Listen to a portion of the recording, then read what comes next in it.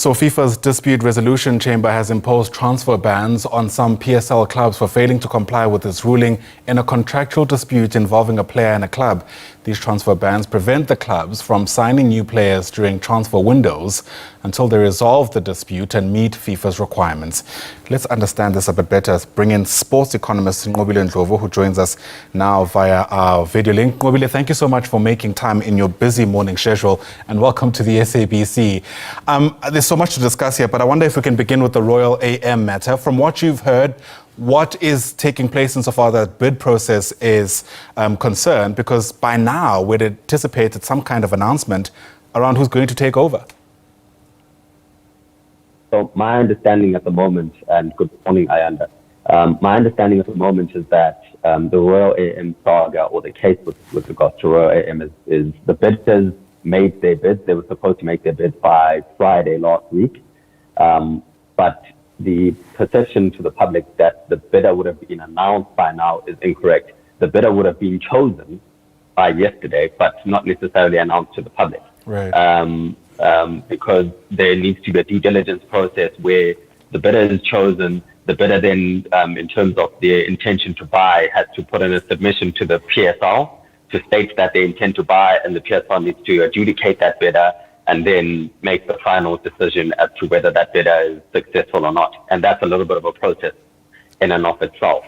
I know this to be true, that even SARS themselves by yesterday hadn't had full confirmation of who the bidder was, or the winning bidder. So that process is still going to go on for a little bit more time in my understanding. Fair enough. And I suppose this is all important because it speaks to the financial viability of a club, including these transfer bans. Let's take a few steps back as we try to take stock of the implications here if the affected teams don't comply with these regulations on time. Right. So speaking specifically to Royal AM, they got a transfer ban due to the fact that they owed a player named Economist Nqobile Ndlovu. At the time, they had signed him from Kaizer Chiefs, if I'm not mistaken, at the time. And the value of the agreement was somewhere in the region of 12 million rand that they signed him for. They then decided that, he arrived at the club, he was injured. They didn't do a due diligence to make sure that he's not injured, and it turned out he wasn't able to play, so they essentially released the player. He complained to FIFA, and FIFA banned the club from being able to transfer players. Now, the sum total of that is that for the past 2 seasons, if I'm not mistaken, they have not been able to sign players, and they also have not been able to sell players.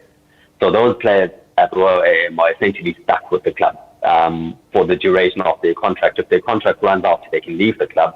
But during the contract, the club can't sign players, it also can't sell them, which is a massive problem for the club because they can't invest in any new players. They can't freshen up the squad. And, they also can't sell any players, so they can't generate any revenue from player sales as well. So it's a huge problem for the team, and also other PSL clubs, to be fair, because right. TS Galaxy have also had the same problem as well. Yeah, and because this expands beyond just one team, I beg your pardon, is it too soon to start speaking about the impact this could have on the local football market, because yes, it's about the love of the game, as they say, but it's also about the money. It is about the money, and it's not too soon, obviously, because players look at a league and they think, okay, do I want to go to that league? Will I have guarantees that I will be paid? At the moment, part of the issue, in my opinion, is that we also don't have a minimum wage for players in South African football. There is no minimum salary floor. So these players who could potentially come to South Africa have to wonder about the state of play and whether they would get paid. The good thing for South African football is that South African football in general pays decently high wages. So those players, for the most part, would think that they want to come here, but the reputational damage is not good. So yeah, I do think that it's something that needs to be addressed, but it's very difficult for the league to address it because, they don't control how the teams, they don't control how the teams manage their finances. So it is a challenging situation for both the teams and the league in terms of reputational damage. And of course, if there's reputational damage, I imagine you can't attract the best players, and there's real concerns around the competitiveness of the sport, specifically in this tournament. Yeah, the competitiveness of the sport is put into question because also those teams, because of the image issues, also then struggle to attract sponsorship. And the struggle to attract sponsorship means that these teams also, heavily rely on the owners. And if the owners have any sort of financial difficulty, the whole club kind of could, collapse. As we saw in Royal AM, the team was struggling to attract sponsorship. They did have some Zambezi municipality sponsorship, but even that was challenged in court. The owners then had off-the-field financial issues, and now the club is being put up for sale. So it's a cascading effect, to this. The mismanagement of players kind of, translates further down the line to much bigger problems. And it also speaks to the stability of these clubs, because let's not forget there's 16 teams in the league, but at the moment only 15 are playing because one of them is in financial difficulty. I can tell you now that there's more clubs who are also in financial difficulty, maybe just not as bad. So yeah, the whole value chain could be put at risk by issues such as this. Yeah. Is there anything the PSL can do to avoid this? In my mind, given your explanation, it seems there are no winners here, really. The PSL is between a rock and a hard place. Remember that the individuals who buy clubs to have them in the PSL, they run independent companies. All of these clubs are independent companies. The PSL can't really meddle in their independent financials. The PSL does put measures in place within the licensing regulations that say, you must produce your financial results, you must be able to financially fund the club, and you must provide guarantees that you can fund the club. But when the owners go into their own financial challenges, and the clubs of those the businesses of those owners who essentially fund the clubs, if those businesses who are separate from the PSL go into any sort of financial distress, that has immediate consequences for the clubs, and the PSL can't get involved in individual, club, individual owner financial space. It's completely separate.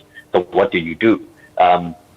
Perhaps you could say you need to put in measures with regards to the club finances, with regards to how, you could put a financial fair play in place, for example, that says teams can't lose a certain amount of money, but we don't have financial fair play in this country. Yeah. You could say you have a maximum spending where clubs can only spend a certain amount of money on salaries, but then that makes you less competitive than other leagues. So it's a very challenging situation. I have seen calls for financial fair play, but it's not always financially fair, in that the teams with the most money or the most sponsorships will always rise to the top. It's not a fair sport. So yeah, they could do a couple of things, but we must also be very aware of the ramifications of the calls that people make to introduce things like financial fair play. They come with other things that we may not necessarily be comfortable with as a nation at the moment. Absolutely, especially when you consider, of course, that at the heart of any tournament worth its time is the perception, at the very least, that play is fair. So we'll have to watch all of this unfold very closely. Nqobile Ndlovu, I know you have to run. Thanks very much indeed for speaking to us. Appreciate the time and the insights. And Nqobile is, of course, a sports economist, as we continue watching the possible implications around what's taking place on the PSL in the wake of those transfer bans.